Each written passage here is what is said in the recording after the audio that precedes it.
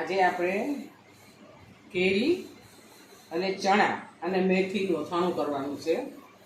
તો આ એક રાજાપુરી કેરી છે, એક વાટકી દેશી ચણા છે અને અડધીથી થોડી વાટકી આખી મેથી છે. તો આપણે પહેલાં ચણાને અને મેથીને પલાળી દેવા પડશે.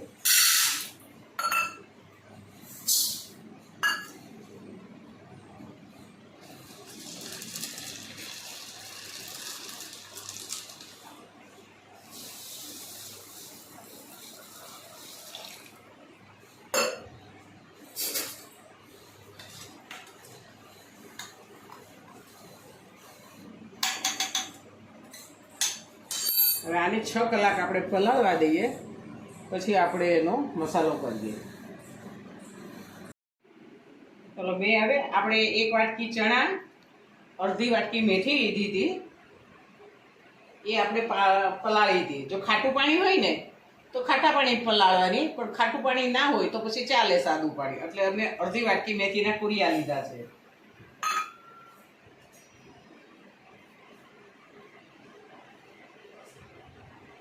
અને તો મેં અત્યારે લવિંગ મૂકી દીધા છે અને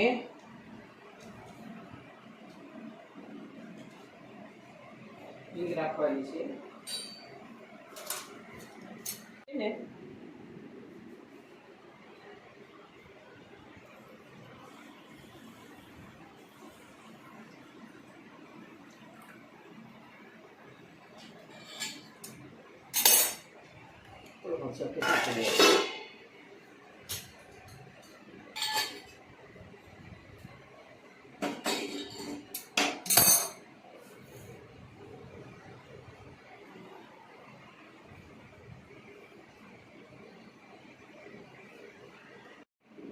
અડધીથી ઓછું થોડું રાયના કુરિયા લીધા છે.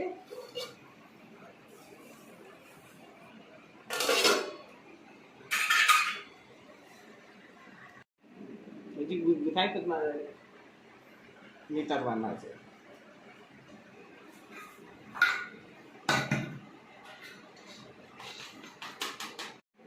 હવે આપણે આ મસાલો વઘાર્યો છે ને એ ઠંડો થાય ને પછી આપણે મસાલો કરીએ. ત્યાં સુધીમાં આપણે મેથી અને ચણા નીકાળી દઈએ, થોડા પોળા કરી દઈએ સૂકવવા માટે. તો આપણે આ જે ચણા પલાળ્યા હતા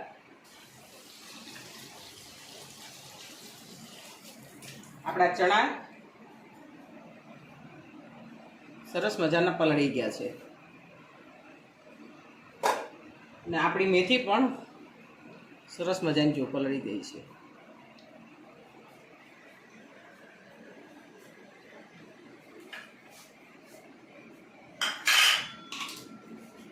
તો હવે એને પોળી કરી દઈએ.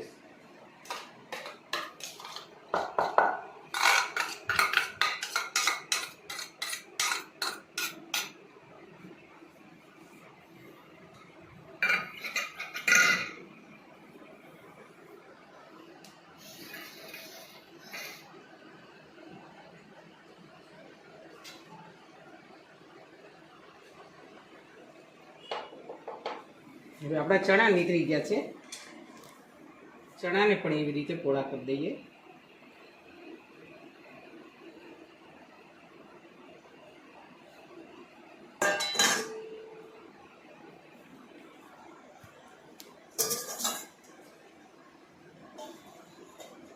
હવે આપણે આ બંનેમાંથી કોરા થઈ જાય ને એટલે આપણે પછી મસાલો મિક્સ કરીએ.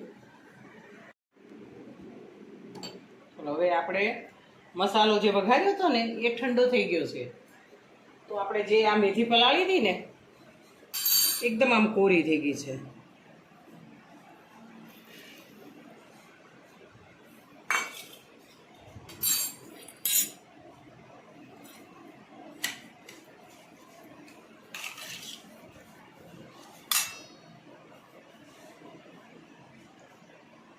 હવે આપણે એની અંદર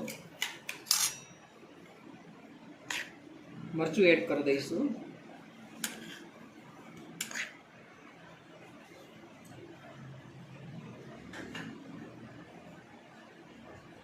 હળદર છે,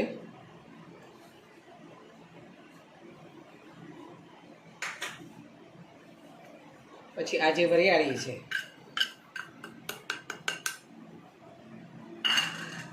આ તજ, લવિંગ અને મરીનો પાવડર છે.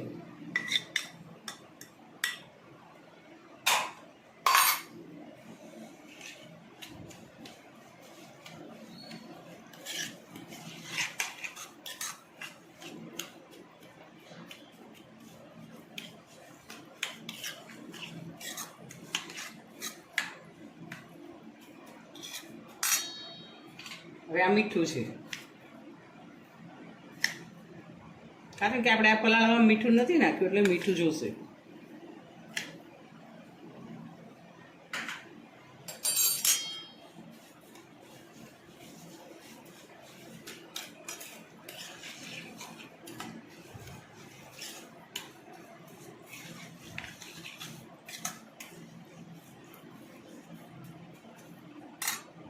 આપણે આ જે ચણા પલાળ્યા હતા ને એ છે.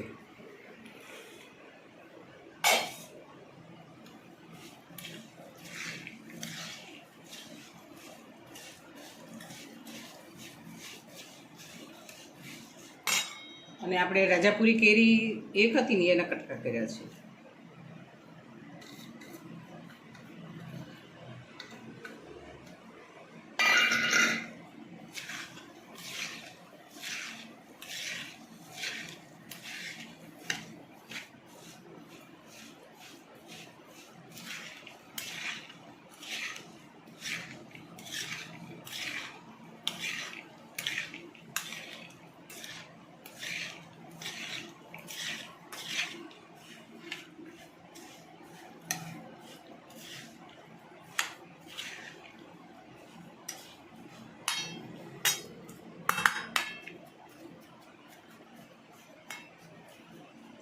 હવે આપણો આ મસાલો તૈયાર થઈ ગયો છે.